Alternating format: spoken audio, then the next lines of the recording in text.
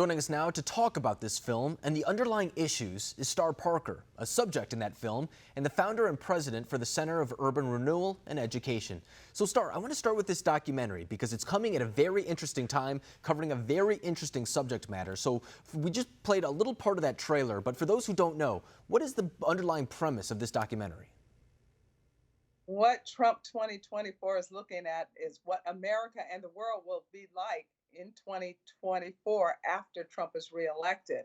It is imagine if we do not elect him, what will collapse? Imagine if we do reelect him, what will survive? And when we look at what's going on around the country right now, that is the conversation that's being had to some degree. It's the polar different opposites of really the two directions that this country is going in. And the protests that are taking place are a little bit of a proxy war, if you will, of that overall conversation.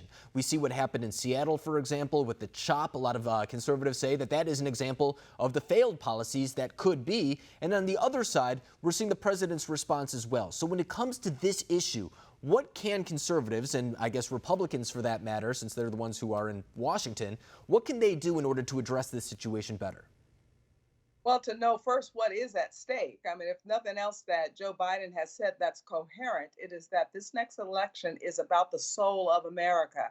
And I think what we've experienced over the last few weeks with domestic terrorists coming through even our nation's capital, where I am right now, and the type of anger and resentment for the foundational principles of this country, the Christianity, the disdain they have for that, for the capitalism that has actually energized the world and their disdain for that, and our very Constitution, the rewriting or even attempt to erase with pulling down of monuments. This is what's at stake. We're either going to believe that America is inherently good and we have places where we can do better, or we are going to believe that America is evil and we are going to tear it apart. And that's what this next election is about. Unfortunately, there are those amongst us that would rather not battle in the voting booth, which is the tradition of our great country. They want to battle in the streets. But make no mistake, the more they come out into the streets, the more the God-fearing and gun-toting will get wind of their activities. And we're going to stop their lawlessness one way or another.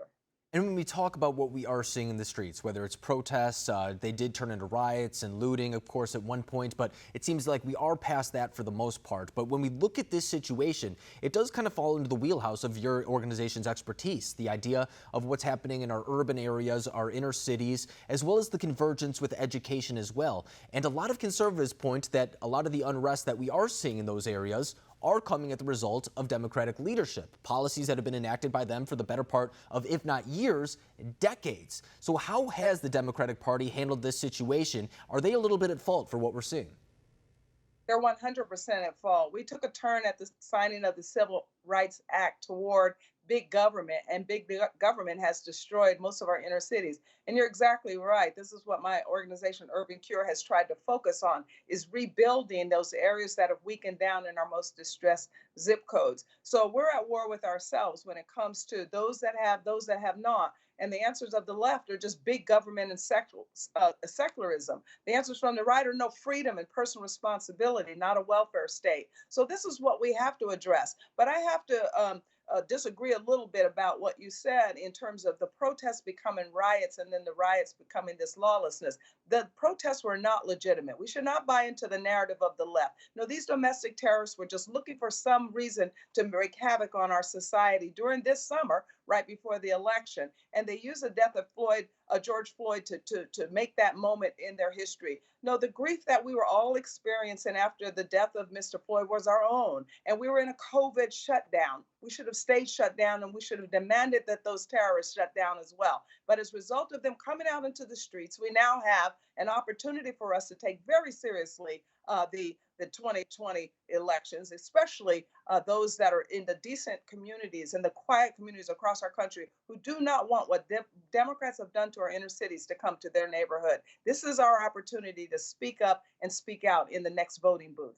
And on the other side of that coin, I do want to address an idea that the Republican response to this as well, because a lot of people across the country are saying that Republicans have been very silent during this time, that they've been essentially allowing a lot of this unrest to take place in different parts of the country, not necessarily the president, because he has been issuing tweets saying law and order, things of that nature, but specifically when it comes to the Senate. I mean, we've seen people like Mike Braun, the senator from Indiana, say that he is essentially caving to the demands of many of these activists when it comes to qualified immunity. Do you think that Republicans need to do a better job on this issue? When you said the Republican response, I'm like, what response? Yeah, there you go. Really? I mean, my goodness, this is their moment in time, and they've shown us the backbone they do not have. The president has basically been by himself. But I tell you, it was a telling moment when he picked up his Bible and walked across Lafayette Park and went in front of the church that they had lit on fire, a church that goes through our history with presidents from our history. And he picked up his Bible and said, this nation is about a rule of law. Well, law is rooted in truth, and truth is rooted in God. So if the people of America really want their moment in this history, we've got to rise up, because you're not going to be able to depend on the Republican Party to do much of anything in this particular situation. I don't even know that they're in town right now. They're hiding somewhere. I haven't seen any of them. Yeah, I don't think the lawmakers get the seriousness of this situation. I don't think they understand exactly what's at stake because they may be a little bit removed from it. I mean, a lot of people are quite literally saying that this is a fight for the direction of this country, and a lot of the party's leadership, as of right now, are completely silent when it comes to this issue. Else they are not. They are not. This city was destroyed. They can't not see that. No, yeah. They're cowards. It's a good point. That's a very good point. I mean, they live exactly where this was happening. That's a very excellent point as well. Star Parker, I'm really looking forward to that documentary that's coming out, and I really appreciate you joining us tonight. Thank you very much.